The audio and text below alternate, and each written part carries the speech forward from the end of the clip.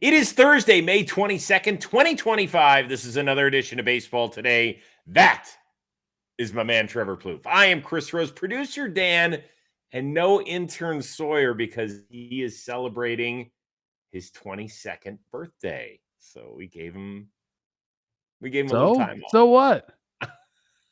What do you mean? What is this? We just had this discussion prior to the show. I told him, don't show up. That's what I told him.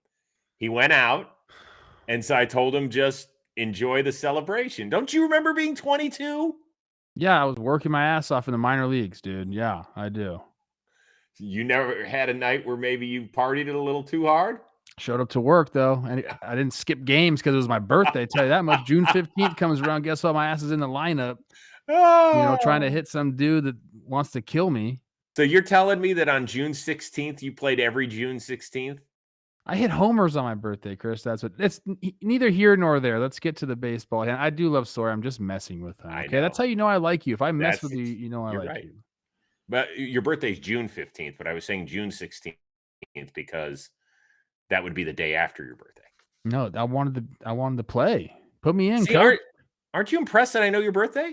I just told you my birthday. I wasn't listening to you. Oh, okay.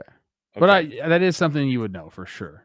Because I care and I love. You're good at stuff like that. Tip of the cap, Salvador Perez.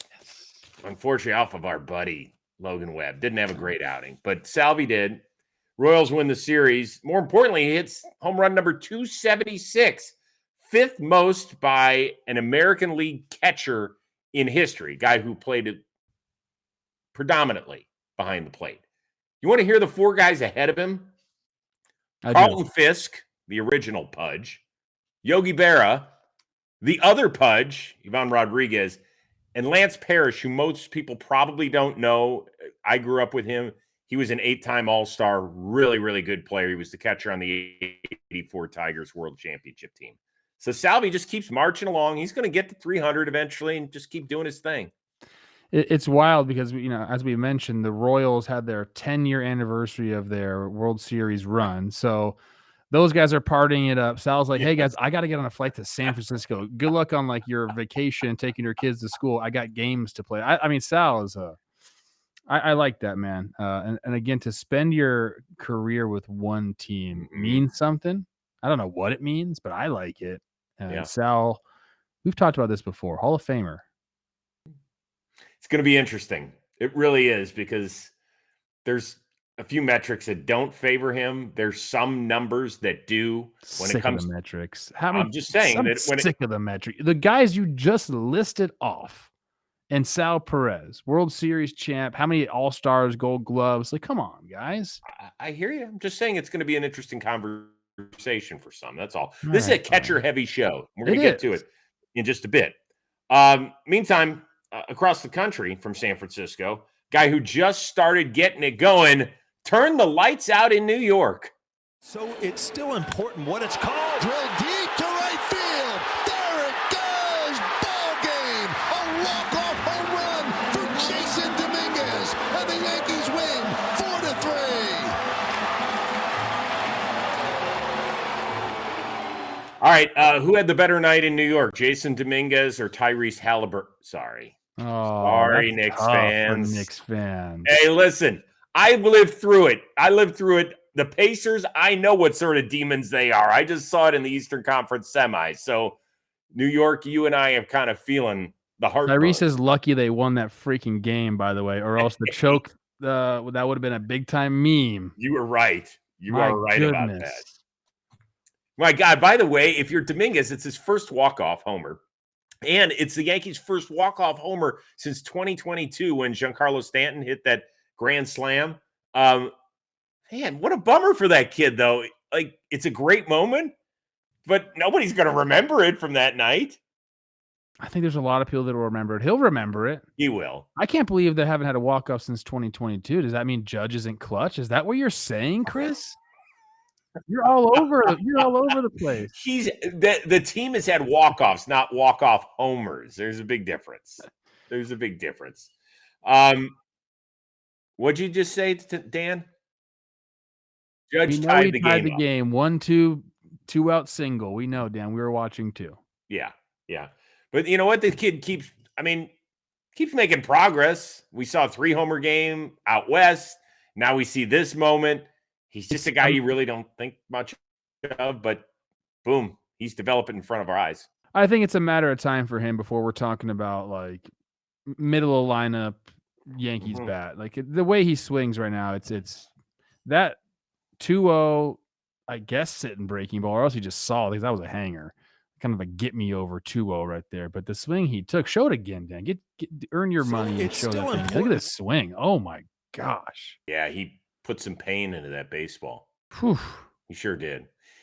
That was really only part of the story. I mean, the Yankees winning, obviously that's huge. Taking it to Texas, I get it. But Jacob deGrom, man, oh man. 7 more dominant innings. Gave up a couple of runs. 9 Ks.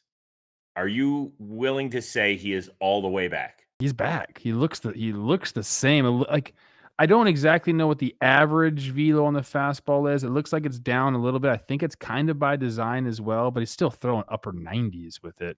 The slider is back, and he got Dominguez on one earlier in the game that was absolutely filthy. I think we just showed it, but he is this is what we've been waiting for, Chris. Like, this is what we've been waiting for, to see him like this. And if you didn't get to see him, go through that run earlier on in his career, and if you just got into baseball or whatever, like this is awesome to watch.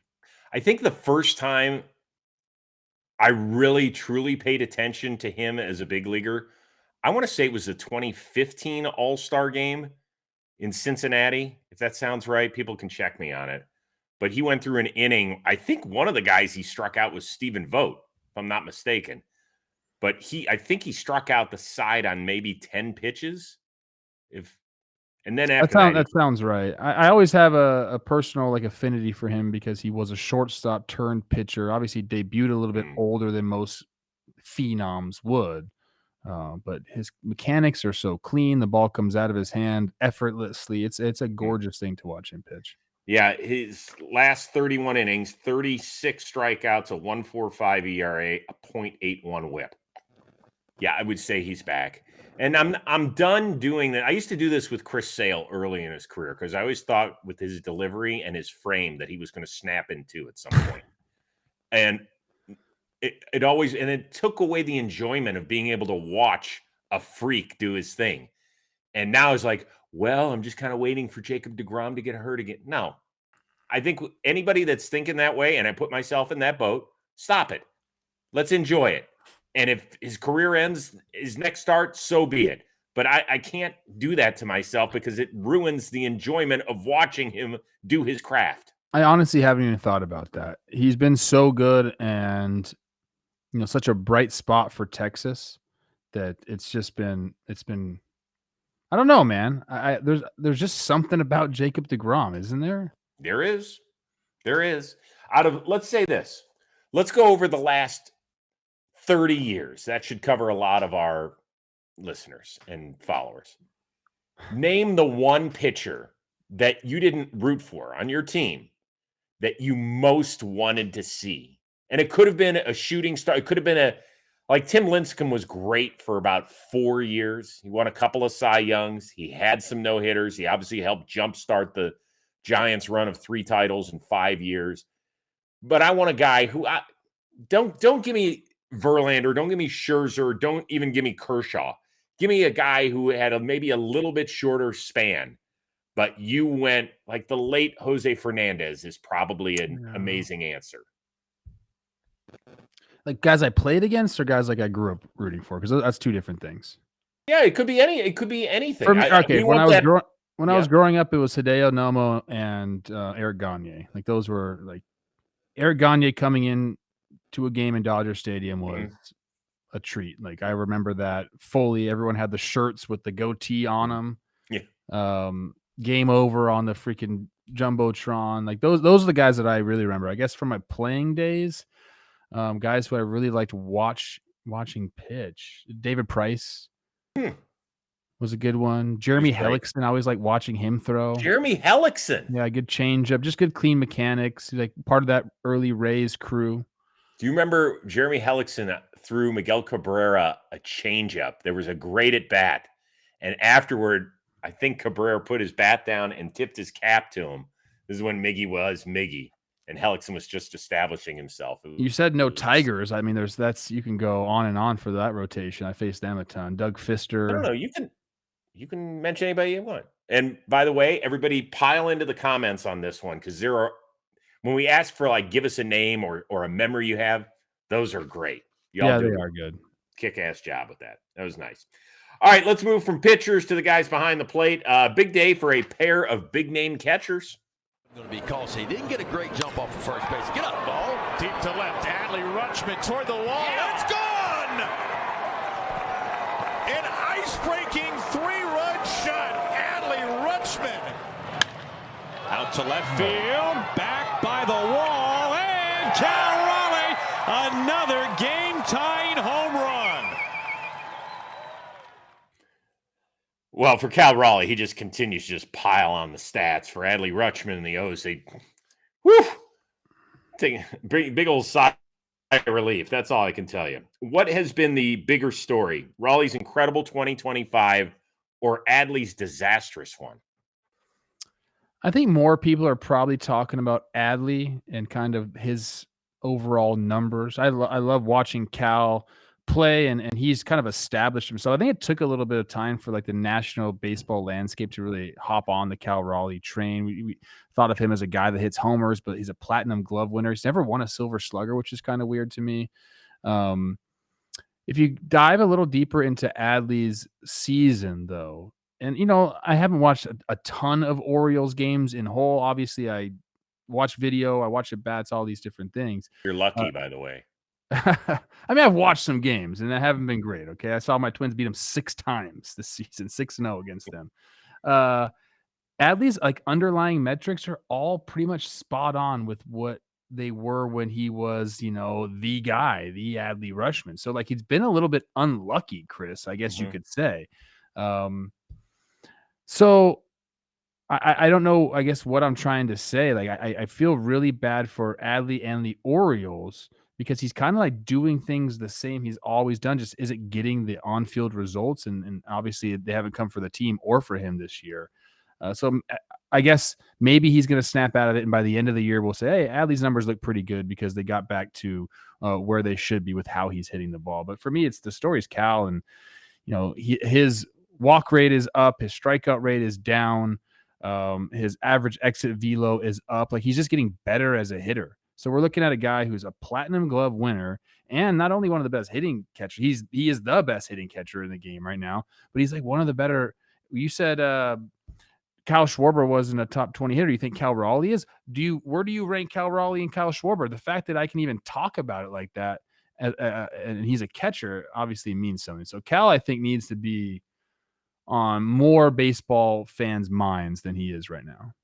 Yeah, let me just get in here about Adley. This has gone on now the better part of the last 5 months of his big league career.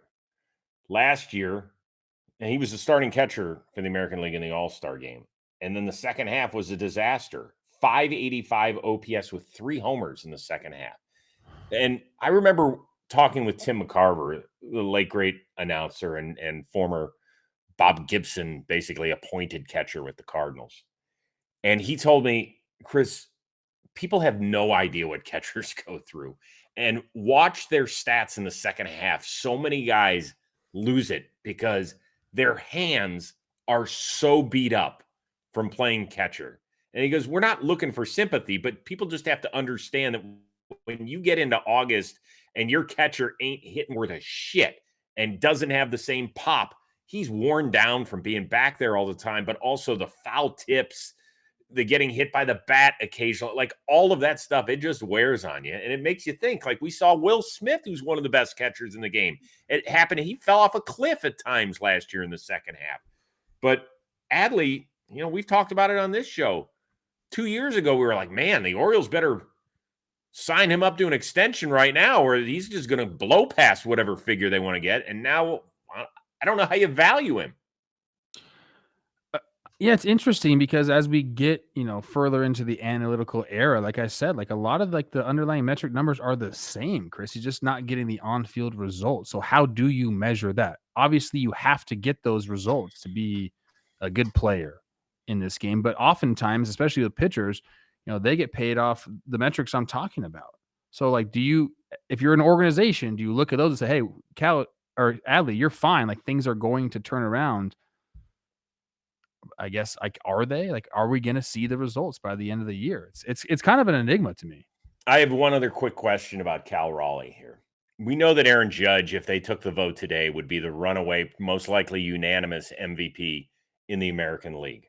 But do we have to kind of grade Cal's season on a sliding scale because of the position he plays? I mean, don't they already do that with WAR? Yes, they do. Yes, they do. There's no question about it. I mean, But no is one's close to Judge right now. No one's even freaking close to him right now. Even Cal, excuse me. so what would it take to close the gap? Would it Judge is hitting 400 too. I know. So let's say Judge finishes the season at 350. And he ends up hitting 50 homers. Is there anything Cal could do that would make the vote To interesting? win an MVP? Yeah. Platty glove, 40 homers. Mariners win the division. Which I guess they're all in reach for him. Right. So I guess maybe I need to up those numbers. I don't know. I don't think anyone's taking away from Judge. I don't either. I'm just throwing this out I'm there trying to because think. I don't know because I think what I just said, he might be able to reach all of those things. He's it not is gonna win so the hard MVP. for a catcher to win the MVP since 1976 when the late Thurman Munson won it for the Yankees. There have only been 3 since then. Pudge Rodriguez did it in 99. Your boy Joe Mauer did it in 09. And Buster Posey did it in 2012. And also, you mentioned a 40 homer season. How many seasons have we seen a catcher hit 40 in a year? Ooh. Cal has not done it. You're correct. He has not done it. How many 40 homers have we seen from a freaking catcher? Off the top of my head, I can't remember any. Now we can go back to 30. Do you want to guess 30? Do you want to guess 50? lower than I would say lower than 30. Do you want to guess 20? 10. 8. Yeah, who is it? Well, so Salvador Perez set the record a few years ago. That's I believe it was he 40. did. Okay, yeah. But Johnny Bench had 2. Mike Piazza had 2. Mike Piazza's a good one. Okay. Roy Campanella had 1. Todd Hundley had 1. Javi Lopez had 1. But I mean, my point is that it just does not happen at all. So Cal's able to get there. And 40 and a Platty, get you an MVP too. Good for you. Just a thought. I mean, look, we talk about this all the time with like Ohtani, now Judge. Like these guys are playing for second place right now. Yeah. It's tough. Yeah, I would agree with it. I just think it's fun to kind of throw that out there. And I mean, I had to go look it up. I was curious how many catchers. I remember the 3 who had most recently done it, but I was curious if there was anybody between Munson and Pudge, and there wasn't. That's incredible. Incredible stuff. Hey, if you're constantly on the move or you're just tired of skipping meals, Huel has got you covered. That is spelled Huel, and their Black Edition ready to drink. It's a total game changer. It's a complete meal in one bottle. 35 grams of protein in this bad boy, 27 vitamins and minerals. It's high in fiber. It's low in sugar, so you feel full, focused, and ready for your day. And right now, our new customers get 15% off plus a free gift. That's at Huel.com when you use our code today. Don't miss out. Try it today. Our mornings, we tell you all the time, they're chaotic. We're out the door in minutes. We don't have time to whip up a balanced meal. That's where Huel Black Edition comes up clutch. Keeps us full, keeps us energized and focused on the day. Start saving time and money without compromising your nutrition today with this exclusive offer for our new customers, 15% plus a free gift using our exclusive code today at Huel.com. That is 15% plus a free gift for new customers using the exclusive code today at Huel.com. Please see our description for the terms and conditions. Skip the stress, not the nutrition. Try Huel today for complete nutrition, bottled. Enjoy. All right, we continue our catcher talk. The Halos, hottest team in all of baseball, out in West Sacramento. And if you're driving around up there, you might be dodging some baseballs courtesy of the Angels backstop. And there's a rocket out to left. Logan O'Hoppe sends that one to the clubhouse and beyond. What a blast from O'Hoppe. It's 2-0 Angels. Wayne, that was extremely hammered. That way, Gooby. Yes, that's what they say whenever he hits a homer. Oh, hammered. So it's all cute. right. I mean, it works. It works. Yeah. Oh, he hit another. Both of them were monster shots. That first one, 470 feet. Only his teammate, Mike Trout, has hit one further this season. He seems to be really developing, right? 13 homers, almost a 300 batting average, getting it done. If we were to have a catcher draft of the guys playing right now, how high does he go? I think he's a top 10. Mm-hmm. And that's probably where I'll stick it. I mean, Cal Raleigh, we just talked about, is probably going number 1 overall. Then there's Will Smith. There's William Contreras. I think those are like the top 3. And then you get into like, who else is there? Austin Wells, Shea Langeliers. Like those guys are all. The thing with that I like in catchers, like I want defense first. Yeah. Like I love, you can hit. I love it. He hasn't played great defense this year. He has not. So that brings him down a little bit for me. I'd put him top 10. Yeah, he's really developed as a hitter. There's no question. I've always wanted my catchers to be able to call games, block balls, frame pitches, and I'll let the other guys do the heavy lifting offensively. And where do you put him? O'Hoppe, I looked at his metrics last year defensively. They weren't bad. Yeah, he was around like league average last year. Yeah, it looks like he's fallen off a cliff. And it's, sometimes it's hard for us to tell when you're just watching a game. Some guys clunk it, right? I mean, we have seen guys like when Gary Sanchez was in New York. Agustin Ramirez for the Marlins right now needs to work on his catching. He can bang the ball around, but man. Yeah. There are some guys that you can tell, but there are some guys you really have to watch every day in order to know either how good they are at what they do. Like Alejandro Kirk, remember they just did a bobblehead of his, but it was the catcher's mitt that was moving, not as much the head because they love the frame job that he does. Like I thought that was pretty cool. So do you take, I'm trying to think of a good Salvador Perez. JT Realmuto. Well, he doesn't really catch that much anymore. Yeah. JT Realmuto or Logan O'Hoppe. So I think that some of JT's defensive numbers, if I'm not mistaken, have also taken a hit. Dylan Dingler, Logan O'Hoppe. He's been incredible. He's been really good, dude. He's been incredible. Ivan Herrera came back for them.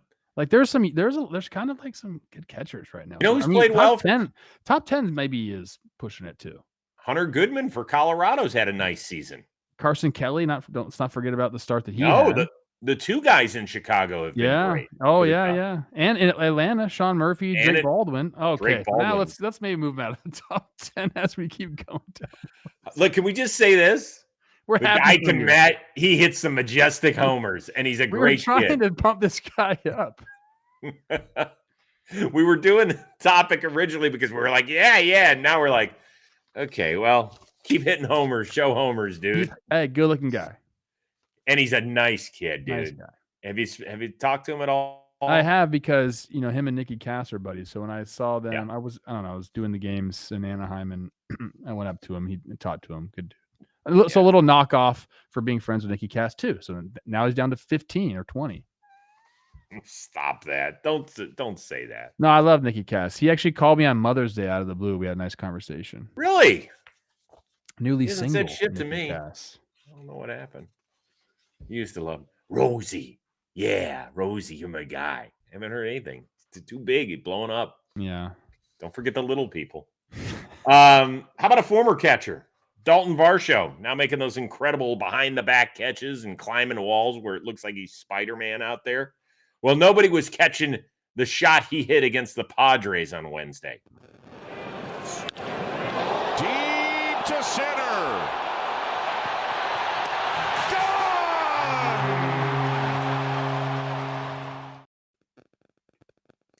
The Toronto Argonauts put up 14 on the board. Do you even know who the Toronto Argonauts are? Canadian football team. Yes!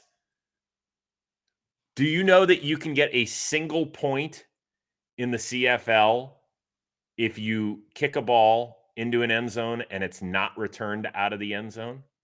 Do you know what that is called? I don't. It's called a rouge. Aren't there 2 Rough Riders too? Yes, Ottawa and Saskatchewan, I believe. Saskatchewan's the one that I am a fan of. Yeah. Yeah. Some a little fun CFL detour on this one.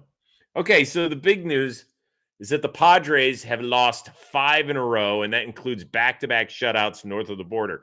Apparently, they couldn't get their bats through customs, is what I'm learning. Are you worried yet about the Padres? No, because they just haven't hit, and that's like you're going to go through times like that, Chris, throughout the year.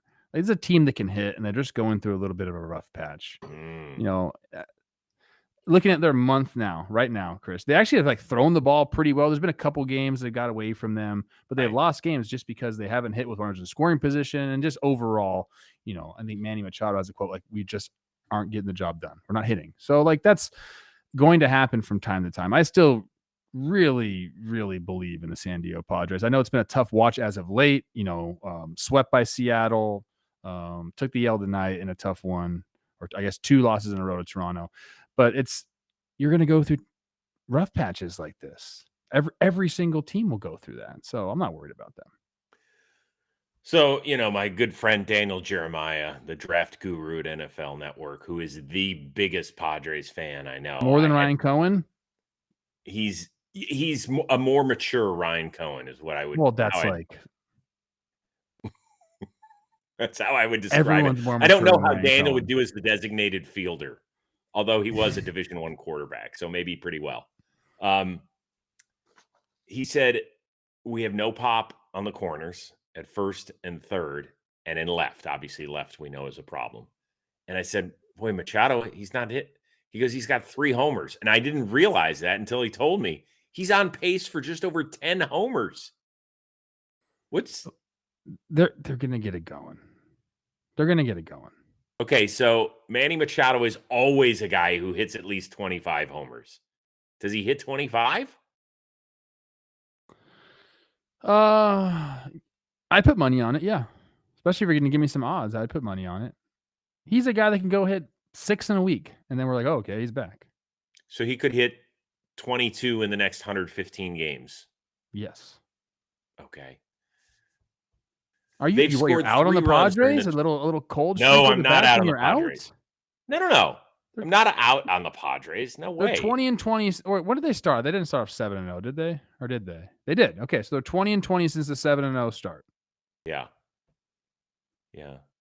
They just the one thing we said when they didn't go crazy in the offseason with spending, they went the opposite way, was that they just have a real thin margin of error.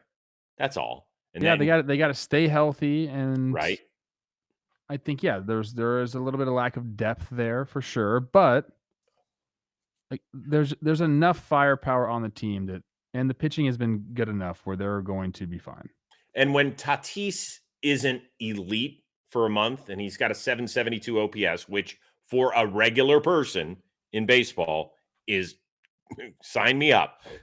But if Tatis isn't doing Tatis things, this lineup is you need your superstars different to be superstars without a doubt. Yeah. It just doesn't happen all the time. And then when they aren't, right, or they're hurt, like other guys have to step up. They really haven't had that yet. That's the problem. Yeah. You know, like Xander Bogaerts has just turned into a kind of an average player, which is hard to see. They don't have any Cody Clemens on their team, do No, they don't. Boy, that guy is just incredible. All right. Let us know. Anybody worried about that's not fair because Gavin Sheets has had a really good year. Very good. So you could say he's stepped up. He's not a household name necessarily. Right. Okay, that's it. That's it. That's all we got. All right, so we got a couple things. Anybody worried about the Padres? And give us your list of top 5 catchers. We forgot to tap into that one. It's a lot. You're asking a lot of the people. Name a pitcher that they like watching. Top 5 catchers. Are the Padres dead? But it doesn't mean I'm going to down a grade if they don't turn it in. But I think everybody likes to contribute here. Chris Rose called the Padres dead on May 21st. Oh. I am saving that. May 20 is what day of the week is May 29th? Is that a what day are we on? We're on the 20. Oh, so it's a week from today. Okay. Yeah, next Friday. That's the anniversary. That's the anniversary of when I declared the Mets dead, I believe. Wait, did you say? Wait, hold on one second. What am I looking at right here? What? You said Tatis has a 770 OPS in May. Oh, in May. Okay. Yeah, 772. I was going to say, it sounded like he was okay. Yeah. No. Overall, 927. Yeah. Yeah. Okay. More coming your way, but first, I want to remind everybody about this. This week on Dugout Discussions, which teammate's baby photo got this reaction from the Blue Jays? No. Yeah. Look at the hair. And A's All-Star Brent Rooker wants to interact with you on social media. Between the months of whenever we get through with the season and then spring training, I'll get back to you. During the season, I shut it down a little bit. The newest episode of Dugout Discussions is out now on the JM Baseball YouTube channel. Make sure you check it out. And Katse kept interrupting our interview, which was great. Fun stuff. I like Katz a lot. Yeah, I do too. I love him. And he likes you too. Nobody likes this. Jared Jones, season's over before it even got started. Had Tommy John surgery on Wednesday. 10 to 12 months. It's going to be the recovery, it sounds like. Considering how miserable this season has already been for the Pirates, does this even register on the team's horrible?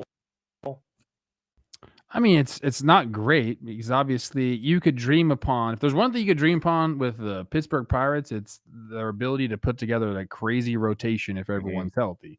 You could go Skeens, Keller, Bubba Chandler, Jared Jones, and add whoever you want in the fifth spot. But like you could have those guys and you could form an elite rotation. Bailey Falter, you're in there too, buddy. But yeah, it's tough. I mean, the offense is kind of like the story of their season right now. Like 20-something consecutive games without scoring 4 more runs, which is crazy. But this is a big deal, Chris, because you don't know how guys are going to respond to shoulder surgeries. You know what I mean? Some guys come back and they look fine. Some guys kind of never make it back. And this is a guy that, has all the potential in the world. And you hate to see him have to go through this rehab. He's not going to be right when he first comes back. Like, it's just a huge setback for them and himself. Isn't it? I just want to make sure we're clear. Isn't it Tommy John? Yeah. I think so. Yes. Yeah. Hold on. I just want to confirm that because I had thought you said shoulder, but I just want to, right elbow. So there you go. Yep. Just wanted to make sure it was that and not shoulder because how many games we don't have our intern here. How many games in a row is it? I believe it's 21. Yeah, I think that's what I saw too. That's insane, Chris. Yeah. It's not gonna. They just won a series from the Cincinnati Reds, so I suppose that's good. Because Brian Reynolds had some sac flies and a couple of base knocks. They got it done. Yeah, as far as does it register?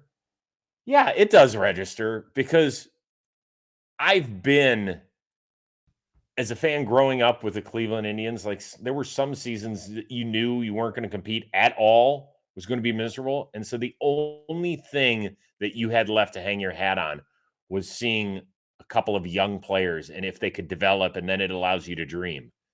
So because as miserable as the lack of spending has been in Pittsburgh, the managerial change, the possibility of a GM change coming your way, all that sort of stuff, you do look at that rotation and you say, if we can just spend a little money and get some of the other stuff right, well, now you've got a question mark around one of the big boys. And it's such a bummer. It's such a bummer. So I feel for him. Nice kid too. He came into the John Boy Media office. Yeah. Charismatic, all the good things that you want. Hang in there, kiddo. We'll see you next year. We can't wait to talk My about bad. Andrew Heaney, you've had a great year too. Andrew Heaney has had. He'll be a good pickup for somebody at the deadline. Just to let you know. Two other things before we get out of here. Did you see what Laz Diaz did? We've talked, unfortunately, a lot about the umpiring in the series between the Mets and the Red Sox. Christian Campbell is up, and that is not a strike. Laz immediately called it a strike. I want you to listen here. He's got his head down. Here, listen to this, if you can. From the fans here, take a look. It just gives you a smile. So he is telling Christian Campbell, you can't really hear it. The audio's not amazing. He's basically, dude, that's on me. I screwed that up. When it's that fast, if you're a hitter, can you live with that, or are you still pissed? That's what you want. And you know, unfortunately, you're right. Like the umpiring has kind of like taken over that series a little bit. You know, Boston had a great series, wins it against the Mets. But we saw a lot of the umpires, and that's not what they don't want that either. I promise you that. But if you do have a bad call against you, you do want them to say, "Hey, I messed that up," or vice versa. If I argue a call and it actually ends up being a strike, I go back and look on the video and I say, "Oh shit, that's a strike." Immediately, I want to go back and say, "Hey, man, I apologize. You were right on that one." Like it works both ways. And when you have, and there's a lot of guys that'll do that, man. When you have that relationship, and that's when it's at its best. So like, look, Laz is obviously he's known around the league for some things. This was, although a very bad call, at least he did the right thing afterwards. And Christian Campbell handled it the right way too. He was upset, but he walked away, called time, and that's how you're supposed to handle it. Sure did. For a kid who's barely got any service time, that was pretty mature. And he's been struggling too, so like it means a lot to him. Sure does. Also, there was an announcement on Wednesday that Players Weekend will return in the middle of August, which is great. The uniforms will return. The nicknames will not. Do you think this is because the Royals signed Rich Hill, and he will be in the big leagues by then? And, of course, we know what nickname Rich Hill went with a few years ago, Dick Mountain, don't we? Why is that even bad? Richard is, shortens up to Dick. Yes. Yes, it does. Shortens up to Dick. I worked with a guy named Dick Bremer for, a couple of years there. He was in Minnesota for 40 years calling games. And the funny thing about Dick Bremer was Tom Kelly would get in the booth and call him Richard, and he didn't like that. He wanted to be called Dick. Are you serious? Yeah. Oh, that's really hilarious. Like unintentionally hilarious. You didn't answer my question. Do you think Major League Baseball won't allow the nicknames because they don't want this to happen? I don't know. Like, why wouldn't they? There's probably like there's so many slang words out there now that like I don't even know how to police this. So maybe that's what it is. As long as they don't bring back the white jerseys. Do you remember those? Yes. Horrible. I don't even like Players Weekend anyway because I think the jerseys have always been bad. The white ones though. Oh. I think the Twins bullpen did like a Backstreet Boys like boy band picture in them at one point. But those were tough. Can we finish it up with this? The Indians had a pitching coach named Dick Pole. Richard. Dick Pole. You're too old to be laughing at those jokes. Me too. It's the only thing that'll keep me young. This is it. We're both too old for this, Chris. God, I turned 39 in less than a month, dude. June 15th. June 15th. You don't have to show up. Father's Day. My birthday. Father's Day this year? Yeah. Oh. I think it's like every 4 years it lands on Father's Day or something like that. Wait, hold on. You're turning 40 this 39. year? 39 this year. Okay. We're going to have a big party for 40, aren't we? I don't know what I'm going to do. Yeah, I guarantee you I will not get I had a great 30th birthday party. Olivia threw me an awesome 30th birthday party. It was down. We were playing the Angels So we're staying down there, in Orange County. We went to this place called Javier's, like this Mexican place. Good place. Down in Newport. Yeah, you know it. And we bussed the entire team came, and a bunch of my friends, obviously from Los Angeles, came, and margaritas galore, baby. We were it was fun. That's good stuff. Yeah. Awesome. All right, that'll do it. Nice little stroll down memory lane. One more show left in the week before the long Memorial Day weekend. So for our one-of-a-kind producer, Dan Rourke, our birthday celebrating intern, Sawyer, happy birthday. That is the uber-talented Trevor Plouffe. I am Chris Rose. We will see you Friday on Baseball Today.